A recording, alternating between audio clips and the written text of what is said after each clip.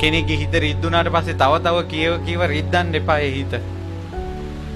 සතුරෙකුට උනත් අපිට සතුරුකම් කරන මිනිසෙක් උනත් කඳුළු සලාගෙන ඉද්දි ඒ මිනිසයාගේ හිත හදන්න පුළුවන් මනුස්සකමක් අපිට තියෙන්න ඕන. හතුරුකම වෙනම වැඩක්. නමුත් මේ මිනිසයා කරදරයටපත් වෙනවා. කවදාවත් මිනිසෙකුට කරදරයක් වුණාම යසයි උන්ට කියලා කියන්න එපා. අපි කවදා අපිට මොනව වේද? දැන් පහුගිය දවස්වල මම මිනිසුන්ට සාප කරන්න එපා කියලා ධර්ම දේශනා කරගෙන ගියා ලංකාවේ. අනේ එක අම්මා කෙනෙක් කියනවා ඒ අම්මා පුංචි කාලේ සෙල්ලම් කරනකොට පිට්ටනියට එනවලු අල්ලපු ඒ ගමේ අල්ලපු වැටක ඉන්න මේ ගොළු ගෑනු ළමයි. ඉතින් මෙයා කැමැතිව නැල්ලු ඵලයන් යන්න ඔබ ගොළුයි කියලා පන්නනවා. ඉතින් පස්සේ කාලේ මෙයා මේ කසාද බැඳලා දරුවෝ 3 දෙනෙක් ඉපදුණා 3 දෙනාම ගොළුයි.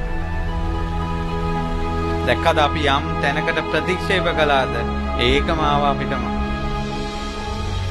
ඒ නිසා අපිටත් මෙහෙම වුණොත් කියන දැන හිතන්න.